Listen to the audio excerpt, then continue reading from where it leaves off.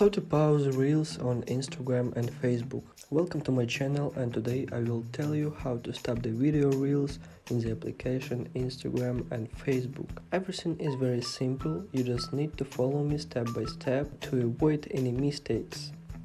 For a start, let's deal with the application Instagram. Open Instagram on your device. Next, click on the option with Reels, which is in the middle and bottom of the screen. Then, if you just want to stop the reel, hold your finger anywhere on the screen. While you hold your finger, the video will not go, but once you release your finger, the video will start again. Next, we will deal with the application Facebook. Open Facebook on your device, scroll down the screen until you find the Reels and Short videos on the app's homepage. Next, click on any reel and you just need to click once on the screen and the video reel will be suspended. Once you click again, the video will go again. That's all. I hope it was helpful for you.